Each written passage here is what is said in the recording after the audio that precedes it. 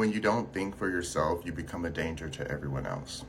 Why does this matter? Because when you are so stuck in analysis paralysis, or you're unable to make decisions in a very quick, rapid moment, no matter how somebody else is going to feel about it, if it's going to save a life, save a situation, save time, then yeah, I watch people would rather sit back and agree with everyone else than to actually speak up and try to help and say, actually, that doesn't make sense. That's actually going to make it worse. And instead of doing that, they will watch them make it worse. And then somebody is put in danger. May it be mentally, emotionally, physically, spiritually, whatever. When you sit back and you say nothing, you do nothing, and all you do is holding in, and you just agree with everyone else, that's dangerous.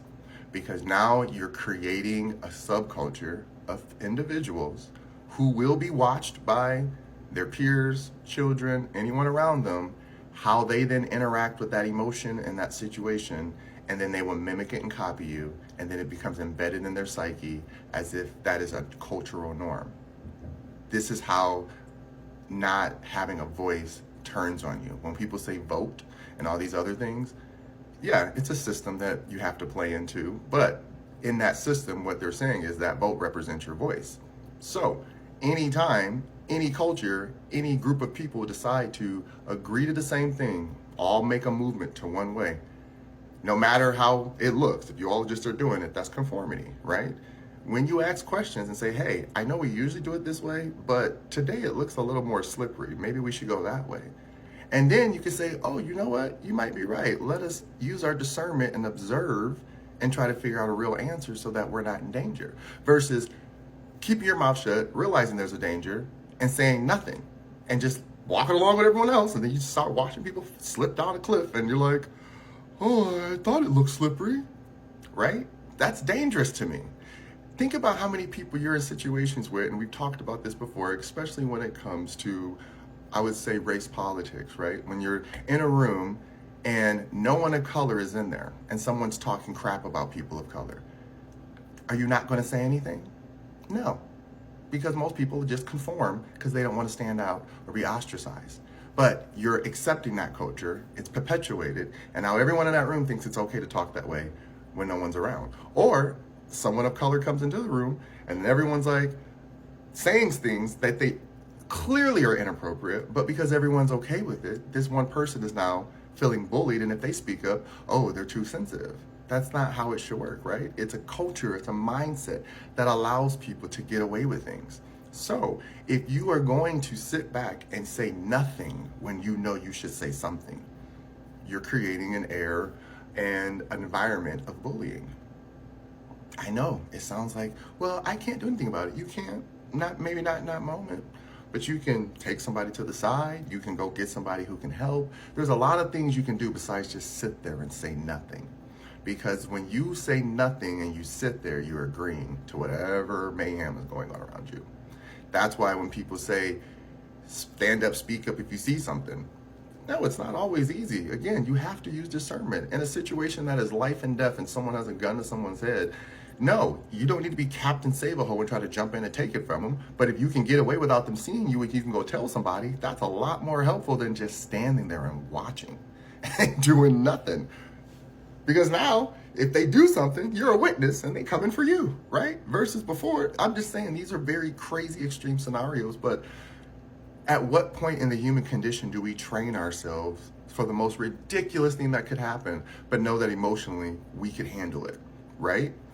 There's so many people who live in a bubble and they don't know, they don't try. So any little thing that upsets them triggers them and they fall apart.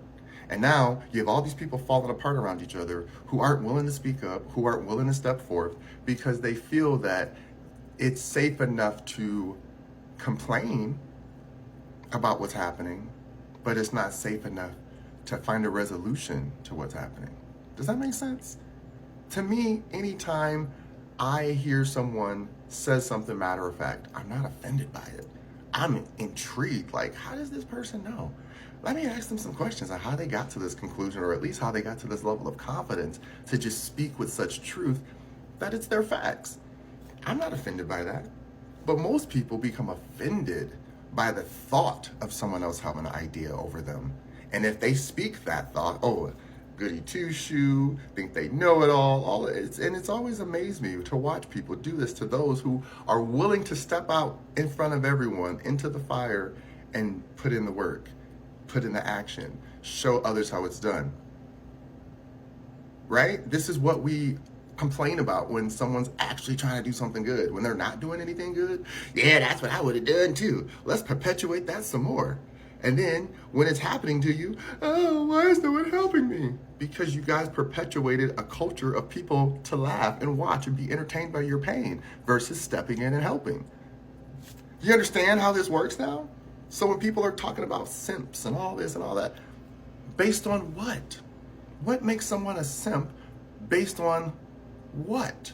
Because the only answer is you're going to compare it to homosexuality. So now you're just using homophobia to conduce a culture that tries to tell you that if you are too loving, too kind, too sweet, too soft, then you're a punk.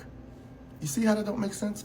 And I'm talking to men, women, all of you. It doesn't make sense. Because now, when you, the human being, is actually hurting and need somebody to console you and have real emotions, ain't anybody there for me, ain't nobody listening, da, da, da, da.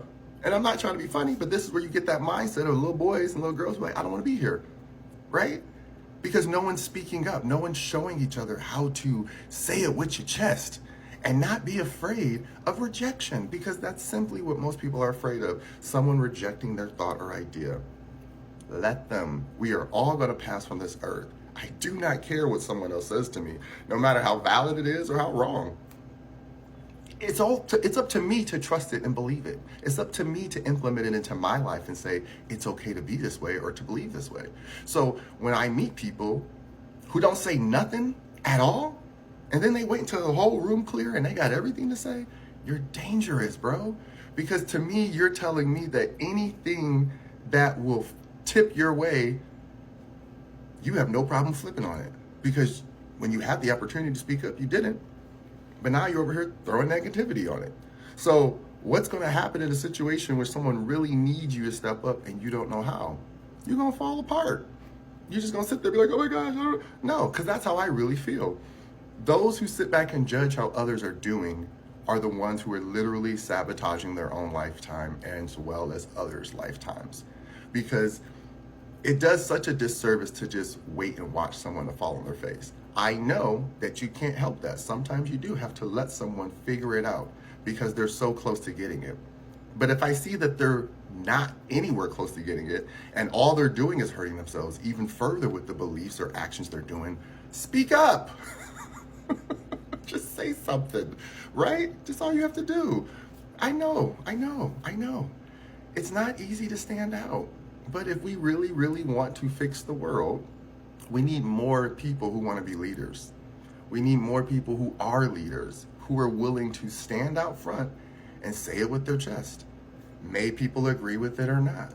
Because what that's going to do is start creating the ability to have real discernment on how you decide who's good in your life, who's not good in your life, what's good for you, what's not good for you, versus sitting there and conforming to a thought and a belief because someone acts like you or looks like you or grew up in the same area as you.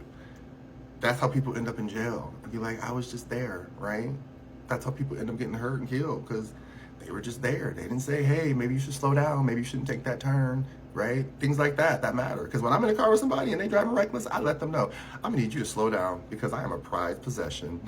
You can kill yourself on your own, but you ain't gonna do it with me, right? Speak up. Because if you don't, you can put yourself in so many endangered situations that once it's too late and you don't have a voice to speak up, it's too late. So I hope this will make sense. Love you.